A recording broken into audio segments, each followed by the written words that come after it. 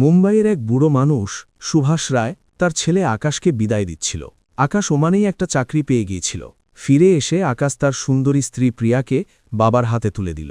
সুভাষ রায়ের মুখ আনন্দে ঝলমল করছিল। আকাশ স্ত্রীটির হাত ধরে বলল, বাবা, প্রিয়ার খেয়াল রেখো, সে খুব সংবেদনশীল। সুভাষ রায় হাসতে হাসতে বলল, ছেলে, চিন্তা করিস না, আমি প্রিয়াকে নিজের মেয়ের মতো ভালোবাসব। আকাশ প্রিয়াকে আলিঙ্গন করে এয়ারপোর্টের দিকে রওনা দিল। প্রিয়া তার শ্বশুরকে চা দিচ্ছিল। তখন সুভাষ রায় বললেন, বউ, এখানে এসে আমার পাশে বসো, তোমার সঙ্গে কিছু কথা বলতে চাই। তিনি বললেন, শোনো, এই দিনগুলোতে আমার খুব একা একা লাগছে। আমি চাই কাউকে আমার সঙ্গে থাকুক, আমার একাকিত্ব দূর করুক আর আমাকে খুশি রাখুক। আমার মনে হয় আমাকে আবার বিয়ে করে নিতে হবে। প্রিয়া ধীরে ধীরে বলল, পাপা, এখন কি বলছেন আপনি? আমি তো এখানেই আছি আপনার খেয়াল রাখার জন্য আর আপনাকে খুশি রাখার জন্য। আপনি যা বলবেন আমি তাই করব। সুভাষ রায়ের মুখে একটা হাসি ছড়িয়ে পড়ল। সে উঠে ধীরে ধীরে প্রিয়ার কাছে বসল। সে প্রিয়ার কাঁধে হাত রেখে বলল, আচ্ছা বউ, দেখি তো তুমি আমাকে খুশি রাখতে কি করতে পারো। প্রিয়া হালকা একটা হাসি দিয়ে বলল, বাবা, তাড়াহুড়ো কিসের? এখন আমরা দুজন এই ঘরে একা। আমি রাতে তোমাকে একটা বিশেষ উপহার দেব। বলেই সে চায়ের পাত্র তুলে রান্নাঘরে চলে গেল। সুভাষ রায় তার পিঠ দেখে হাসছিল। এখন সে প্রায়ই চুপচাপ প্রিয়ার দিকে তাকাতে শুরু করল। যখন সে ঝাড়ু দেয়, জামা ধোয় বা বাড়ির কাজ করে, তখন সে বলল, বউ, দোপাট্টা তুলে নাও, কাজ করতে সহজ হবে। সুভাষ রায়ের চোখ শিকারের মতো ওর ওপর আটকে ছিল। এক রাতে সে ধীরে ধীরে নিজের ঘর থেকে বেরিয়ে প্রিয়ার ঘরের দিকে এগিয়ে গেল। প্রিয়া আয়নার সামনে দাঁড়িয়েছিল। তার দোপাট্টা ধীরে ধীরে কাঁধ থেকে নেমে আসছিল। হঠাৎ পায়ের আওয়াজ শুনে প্রিয়া চমকে উঠল। ঘাবড়ে পেছনে ঘুরে বলল, বাবা, কি হয়েছে? আপনার কিছু দরকার? সুভাষ রায় এগিয়ে গেল, কিন্তু হঠাৎ তার পা ফসকে গেল। হয়তো সে ইচ্ছেকৃতভাবে পড়ার ছল করেছিল। সে সরাসরি প্রিয়ার বাহুতে পড়ে গেল। দুজনেই বিছানায় পড়ে গেল। প্রিয়ার হৃদয় দ্রুত ধরফর করতে লাগল। সে আতঙ্কিত হয়ে উঠে বসল। কাপড় ঠিক করতে করতে বলল, বাবা, এটা কি হল? সুভাষ রায় ধীরে ধীরে বলল, বউ, আমাকে মাফ করে দাও, আমার পা পিছলে গিয়েছিল। প্রিয়ার মনে ঝড় উঠছিল। সে দ্রুত বলল, বাবা, আপনি আপনার ঘরে যান, আমি ওষুধ নিয়ে আসছি, আর তাড়াতাড়ি ঘর থেকে বেরিয়ে গেল। সন্ধ্যায় যখন প্রিয়া তার স্বামী আকাশের সঙ্গে ভিডিও কলে কথা বলছিল, তখন তার কণ্ঠে সেই পুরনো ভালোবাসার কোমলতা ছিল। সে তার কথায় আকাশকে হাসাত, কখনো নতুন কাপড় পরত, কখনো ভিডিও বানিয়ে পাঠাত, হাসতে হাসতে তাকে চুমু দিত আর মনের কথা বলত। কিন্তু সে জানত না যে সুভাষ রায় জানালার আড়াল থেকে সব কিছু দেখছিল। তার চোখে কামনার আগুন জ্বলে উঠছিল, আর মুখ রাগ আর ঈর্ষায় লাল হয়ে উঠেছিল। সে নীরবে সেখান থেকে সরে গেল। পরের দিন প্রিয়া নিজের ঘরে মোবাইলে ব্যস্ত ছিল। হঠাৎ বাইরে কোনো নারীর হাসির আওয়াজ শুনে সে অবাক হয়ে গেল। দ্রুত বাইরে বেরিয়ে এসে দেখল সুভাষ রায় একজন মহিলার সঙ্গে হাসতে হাসতে কথা বলছেন। প্রিয়া অবাক আর রাগে জিজ্ঞেস করল, বাবা, এই মহিলাকে? সুভাষ রায় শান্তভাবে জবাব দিল, বউ, আমি কি তোমাকে বলিনি আমি আবার বিয়ে করতে চাই? এদের কাছ থেকেই প্রস্তাব আসে।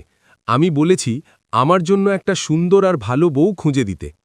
তার কণ্ঠে অদ্ভুত এক ধরনের গর্ব আর শান্তি ছিল। সবটাই যেন একটা চাল। সুভাষ রায় ইচ্ছেকৃতভাবেই প্রিয়াকে জ্বালাচ্ছিল। প্রিয়ার মনে রাগ জমে উঠল, তার মুখ লাল হয়ে গেল, কিন্তু সে কিছু না বলে আবার নিজের ঘরে চলে গেল।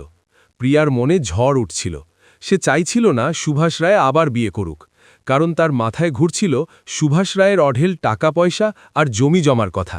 যদি সুভাষ রায়ের বিয়ে হয়ে যায় তাহলে সব সম্পত্তি নতুন বৌমের নামে চলে যাবে, আর তার হাতে কিছুই থাকবে না। এই ভয়েই তাকে সুভাষ রায়ের ঘরের দিকে টেনে নিল। দুধের গ্লাস নিয়ে সে দরজায় ধাক্কা দিল। সুভাষ রায় তখন বিছানায় শুয়েছিল। তার হাতে একটা পুরনো চিঠি আর কিছু ছবি ছিল, যেগুলো সে গভীর মনোযোগ দিয়ে দেখছিল। দরজার আওয়াজ শুনে সে চিঠি আর ছবিগুলো তাড়াতাড়ি বালিশের নিচে লুকিয়ে রাখল। প্রিয়া ধীরে ধীরে ঘরের ভেতরে ঢুকল। তার কণ্ঠে অদ্ভুত এক ধরনের কোমলতা ছিল। সে বলল, বাবা, আপনি তো খুব ক্লান্ত, আমি কি আপনার মাথায় একটু মালিশ করে দিই? সুভাষ রায় চুপচাপ মাথা নেড়ে সম্মতি দিল। প্রিয়া ইচ্ছেকৃতভাবে তার স্কার্ফটা মেঝেতে ফেলে দিল। ম্যাসাজ করতে করতে ধীরে ধীরে নিজের মাথা সুভাষ রায়ের বুকে ঠেকিয়ে দিল। সুভাষ রায়ের শরীরে হালকা একটা কাঁপুনি ছড়িয়ে পড়ল। সে ঘাবড়ে গিয়ে বলল, বউ, তুমি কি করছো?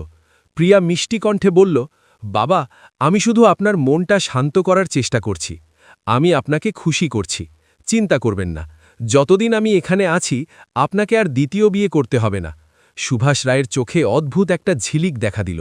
সে প্রিয়াকে বাহুতে টেনে নিয়ে ধীর স্বরে বলল, বউ, যদি তুমি আমার ইচ্ছে পূরণ করতে থাকো তাহলে আমি তোমাকে সব কিছু দিয়ে দেব, আমার টাকা, আমার সম্পত্তি। রাত অনেক গভীর হয়ে গিয়েছিল। সুভাষ রায় ধীরে ধীরে উঠে দাঁড়াল। নীরবতার মধ্যে তার পায়ের শব্দ হালকা করে শোনা যাচ্ছিল। সে সোজা প্রিয়ার ঘরে ঢুকে খুঁজতে লাগল।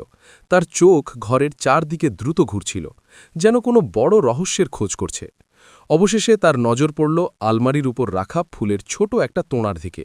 সুভাষ রায় সেটি তুলে নিল, হাতে ঘুরিয়ে দেখল, আর তার মুখে ভয়ঙ্কর রহস্যময় একটা হাসি ফুটে উঠল। সে আবার নিজের ঘরে ফিরে গিয়ে বিছানায় শুয়ে পড়ল, যেন কোনো বড় গোপন সত্য খুঁজে পেয়েছে। পরের দিন সারাদিন প্রিয়া সুভাষ রায়কে খুশি রাখার চেষ্টা করল। কখনো তার হাত ধরে টানল, কখনো তার কোলে বসে পড়ল, কখনো গলায় হাত দিয়ে হাসতে হাসতে কথা বলল। কিন্তু সুভাষ রায়ের আচরণ এখন অদ্ভুত হয়ে উঠছিল।